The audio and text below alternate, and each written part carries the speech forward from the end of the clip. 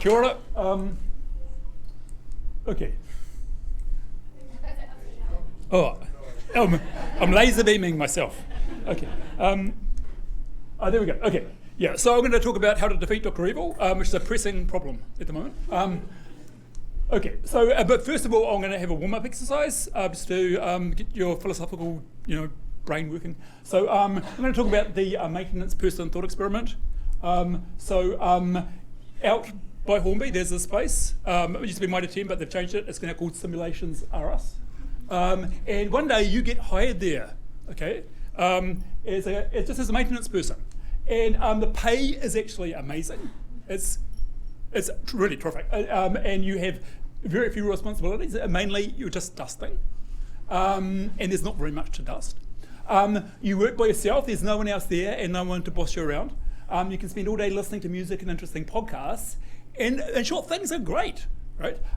You have pretty much the perfect carefree life, right? Okay. Now, the warehouse is full of glass vats connected to computers. And the vats are very grimy. And one day you think, well, I'm going to do my maintenance person job here, and I'm going to clean this particular vat. And you wipe it, and then wipe it, and wipe it. And you realise it's a computer call coming to it, and it says, maintenance person cleans brains and vats. Which is interesting. And then you do a Google search on your phone on Simulations Are Us, the company you work for. I mean, what do they do?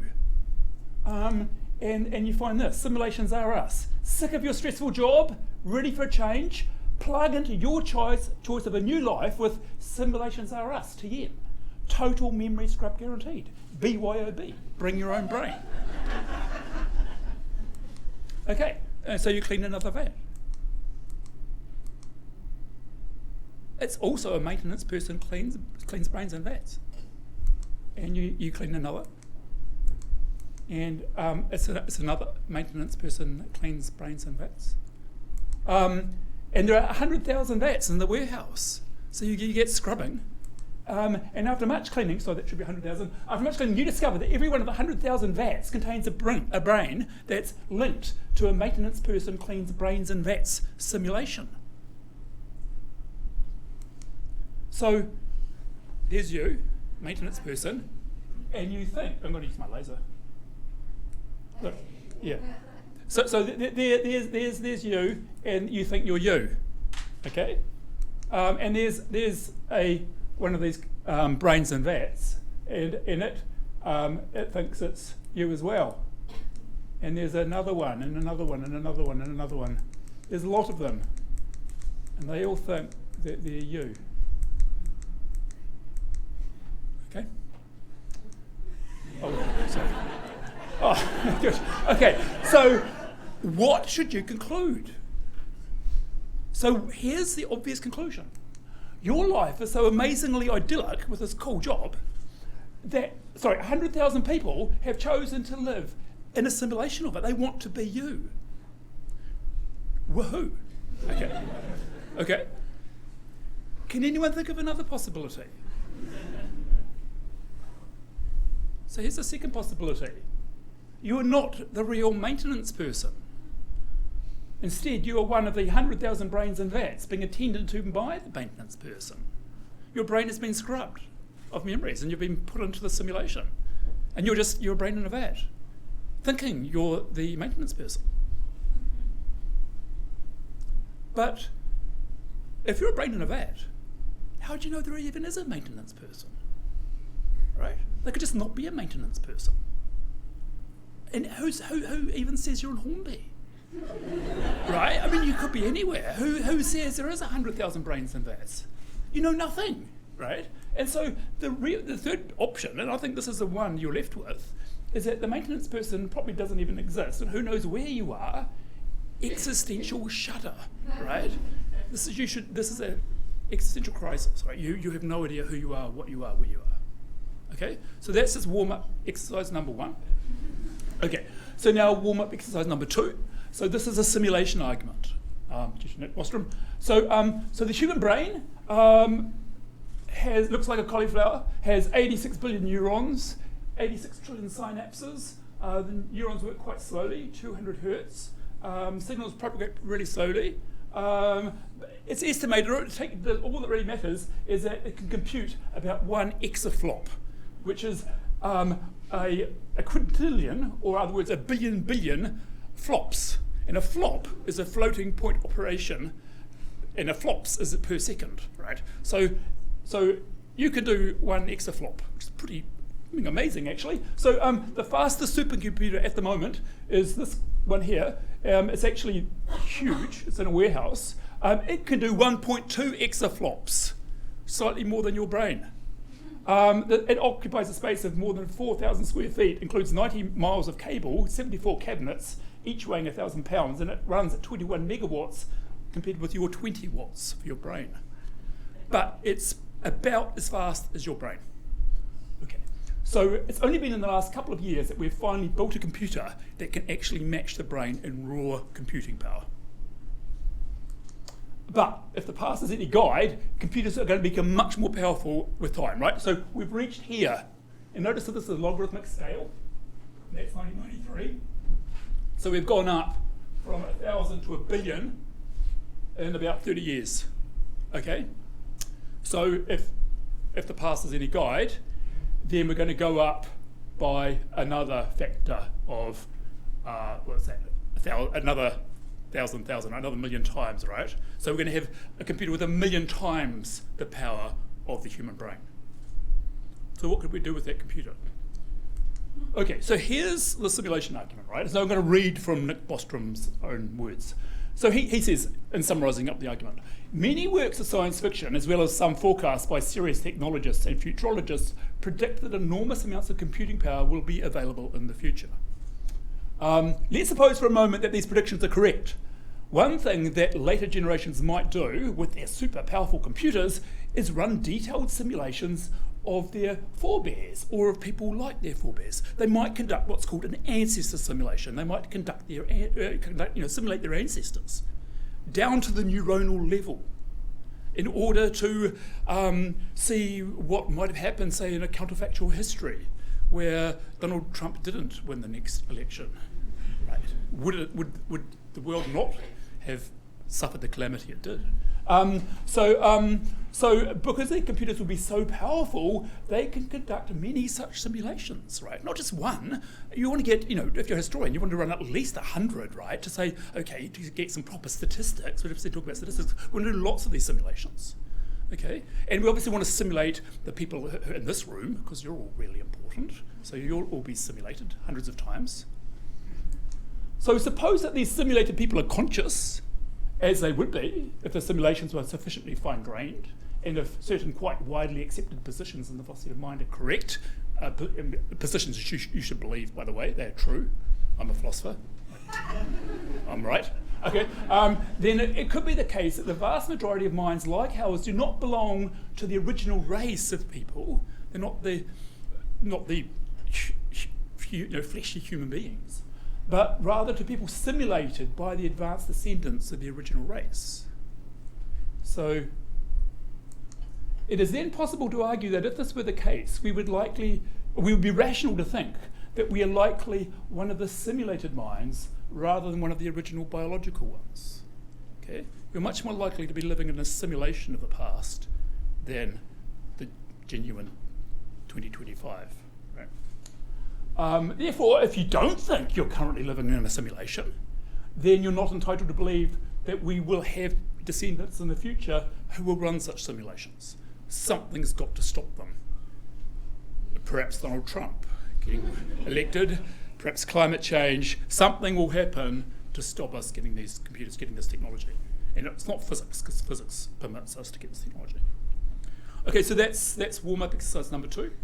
And now finally, I had to have these warm-up exercises because it turned out that Dr. Evil was going to be pretty quick. So here we go. So now we're going to have Dr. Evil. And so this is Dr. Evil's dossier. He's on the moon, that's where he lives. His temperament is he's very evil, but rational. His main hobby is destroying planets. And his main weakness is that he's a cringing coward who can't abide the slightest pain. Okay, so we all right? We understand what we're up against? Okay, and here's a scenario. There's the Earth, and there's the Moon, and there's Dr. Evil's battle station. It's completely safe inside the Moon. It's got LME written on it, I'm not sure why. And there's Dr. Evil, and he's got a red button, a great big red button. And he's also got a whole lot of rockets.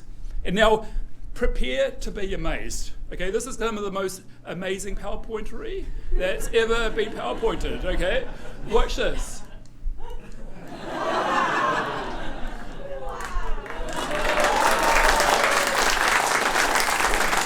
Thank you.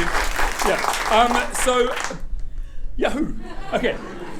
But it hasn't happened yet, right? It's about to happen, however, right? But luckily, there is something called the Philosophical Defence Force, the PDF, not to be confused with a file format. Okay, so they live on the battleship orbiting Jupiter. Their temperament is that they're wise, honest, and kind because they're philosophers. Their main hobby is thinking, and their main weaknesses are none. They're perfect. Okay, so the scenario is that not only do we have all of this set up over here, but we also have the PDF's battleship. Okay. And unfortunately, the PDF is so far away from the Moon, because Jupiter's, this isn't to scale, Jupiter's a long way away, they can't get there in time, right? They can't, and also they just use their brains, right? They don't do violence. And there's this message, I'll do that again. Oh, can I go backwards? No, I can't. That was really cool though. That was a message that help. So the Earth is asking the PDF for help. So the problem, how can the PDF save the people of Earth from being blown up by Dr. Evil? Suggestions. Suggestions from the audience. People who haven't actually read the paper. Any ideas? Yeah? Dr. Evil stops the climate crisis. Why do we want to stop it? That is true. Yeah, we will not have a climate crisis after this. We would not have a climate. Yeah. Any other suggestions? They were very good, by the way. Very good. Yeah. Any further suggestions? Give him a simulation that he's blowing up something. Okay. Put him in a simulation. Yeah. Nice. Okay. Good. Yeah. So that was the warm-up exercise, all right? Good. Good. Okay. So that's very close. Okay. So what they do is they send him an email. The dreaded email, right? And so this is what it says: "Dear Sir, forgive the impersonal nature of this communication. Our purpose prevents us from addressing you by name. We have just created a duplicate of Dr. Evil. The duplicate, we'll call him Dupe, is inhabiting a replica of Dr. Evil's battle station that we have installed in our skepticism lab on our battle station. At each moment, Dupe has experiences indistinguishable from those of Dr. Evil. Dupe thinks he is Dr. Evil. For example, at this moment, both Dr. Evil and Dupe are reading this email. We are in control of Dupe's environment. Of course, we're not in control of Mr. Dr. Evil's environment, right? Dr. Evil's environment is all the way on the Moon, right? We can't do anything to Dr. Evil, but we can do whatever we like to Dupe. And then if in the next 10 minutes Dupe performs actions that correspond to deactivating the battle station and surrendering, we will treat him well. Otherwise, our kindness aside, we will torture him. And remember, they're honest. Okay, so this puts Dr. Evil in a conundrum, right? So there's the brain in the vat. That's Dupe. Am I Dr. Evil or am I Dupe? How can he tell? He can't, can he? So there's a 50% chance that he's Dr. Evil. And if he is Dr. Evil, then of course he should press the button because he'll blow up the Earth and that'll be awesome. Right? But there's also a 50% chance that he's Dupe. And then if he presses the button instead of surrendering, he'll get tortured, which is terrible, right? It's the terribleness of being tortured for Dr. Evil, because he's such a cringing coward who can't abide pain, is much worse than the joy of blowing up the Earth. And so, based on an expected utility analysis, he should surrender. And he's rational. Okay? Problem solved. But is there any cunning trick Dr. Evil could use to get out of this? Yep. Pointers rockets at the station. Oh, pointers rockets at the. No, they can't go that far. Yeah, they just. Yeah. you know how there's a lot of drag in the vacuum of space? Yeah, it stops them getting that far. Yeah. Any other suggestions? Yep. Sorry? Cooperate with the PDF by surrendering. Yeah, that would. I think the only cooperation would just mean giving in. Yeah. Any ways where he can kind of like get out of and actually blow up the Earth? Yep. He could send an email back saying that he had them and the simulation. Oh right, yeah. I forgot to. You know how I said that they're kind. What else did I say? Honest. Yeah. I forgot to add brave. And philosophers are very brave. Yeah. Okay. So no. If he sent them back that email saying he's also got them in a simulation that he's going to torture them, they just say, damn, we're brave. We don't care. Yeah. Okay. So any other suggestions similar to that though? That was very good. Could he try and inflict pain on himself? Good. Yes. So that's it. Right. So he could start what's called a brain race. Okay. So he can quickly build a whole lot of brains, and these brains will be tortured if they don't decide to press the button. Right? So there are versions of him which will be tortured if he doesn't press the button. So now he has really good reason to press the button, because there's one version of him that will be tortured if he surrenders, and there's one version of him that will get great delight if he blows up the moon, and there'll be 4 versions of him that get tortured, right? So obviously now he should press the button. And now of course the PDF can quickly respond by building a whole lot more brains, which will be tortured unless he surrenders. And so there's a brain race, and the winner of the brain race will win the battle for the Earth. So to conclude, we need more philosophers urgently. I mean, climate change is important, but I think not as important as this. We need to build them a battleship next to Jupiter to live on, because that would be so cool. We need to fund their research into creating brains and hooking up brains to computer simulations, because that is also really fun. And the fate of the Earth may depend on it, people. If you know anybody in government, pass the message on. Do we have any more time? No.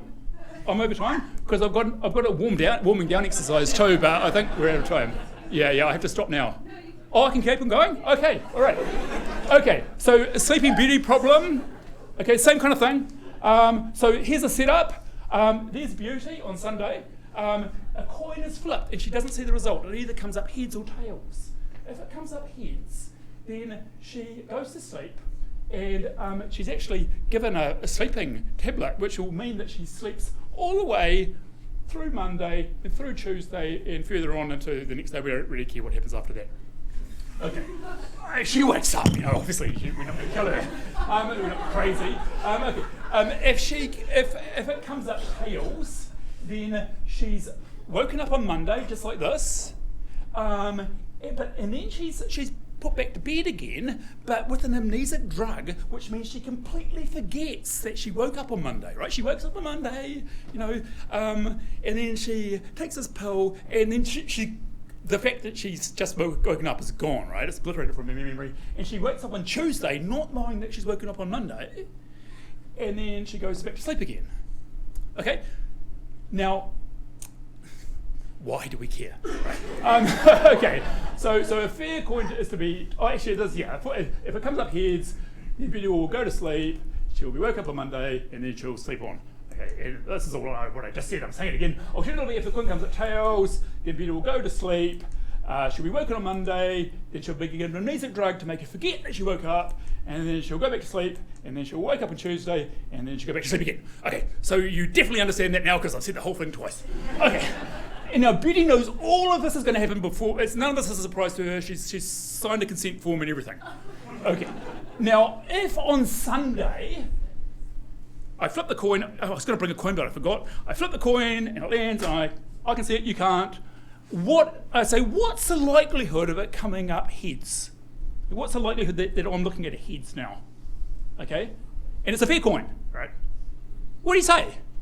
50%, yeah, good. Okay, thank goodness for that. Okay, so it should be 1/2, right, or 50%, right? Okay, so that's obvious, right, on Sunday. Now, what happens when she's woken up, whether it's on heads, or on tails Monday, or on tails Tuesday, is again, I'm hiding the coin, and I say, what's your credence for heads? Now, how likely is it that I'm looking at heads now? Now, what should she say? Who says 50? Still 50. Still a half. Nothing's changed. Still the same blooming coin, right? Yep. You're a philosopher and you know about this. yeah. So what do you think? Should her answer still be a half, or should she give a different answer? Okay. Now, the thing to notice here is that there's one version of her that, there are three indistinguishable things that could be happening, right? It could be heads Monday, or it could be tails Monday, or it could be tails Tuesday. So there are three situations she could be in, right? And two of them are tails, and only one of them is heads. And you might think, well, she's equally likely to be in that situation and in that situation, right? Okay. If she wakes up on Monday, she's going to go to sleep and wake up on Tuesday. So they're equally likely. So they should be the same. And if we just forget about this for a moment and just suppose it was just these, right? So just heads or tails and she wakes up, then these should be the same, right? And so that should be the same as that, and that should be the same as that. And there are three of them. And what happens when we divide 1 by 3? What's the answer? A third, isn't it? Can anyone remember that? Yeah. Okay. And so that suggests that the probability of it being heads should only be a third. And philosophers are divided into two warring camps. These are the thirders and these are the halfers. And they try to kill each other whenever they come across each other and discover each other's identity. Yeah. And who remains a halfer? Good. Who's a thirder now? Excellent. Yes. Attack. Yeah. Okay. Yeah. Okay, that's it. Yeah. Thank you. Any questions? Any questions? Yep. Sorry? I'm a thirder. I hate halfers with the depth of my soul. Yeah, it's true. Yeah, I'm sorry, not excluding people in this room, obviously. Yeah, any other questions? Yes? What would have happened to sleeping beauty if the coin landed on its side? We don't want to go there. It's really nasty. Yeah. Yep. Does the amnesia stuff that she takes between Monday and Tuesday, does that make her forget that on Sunday she was told about the coin? No, it doesn't. No. She still knows everything. She just forgets the Monday awakening. Yeah. Any other questions? Somebody at the very back. How do you reconcile the consecutive nature of the flips? How do I reconcile them? Well, it doesn't really matter that they're consecutive. All that matters is that there are two of them, and that the latter one does not include a memory of the earlier one. Right. So I think that's all that's needed to reconcile them. At least it's as deep as my thought on that goes. Any other questions? If you got your arm raised, wave it violently. Otherwise, yeah, okay, we're all done. Thank you.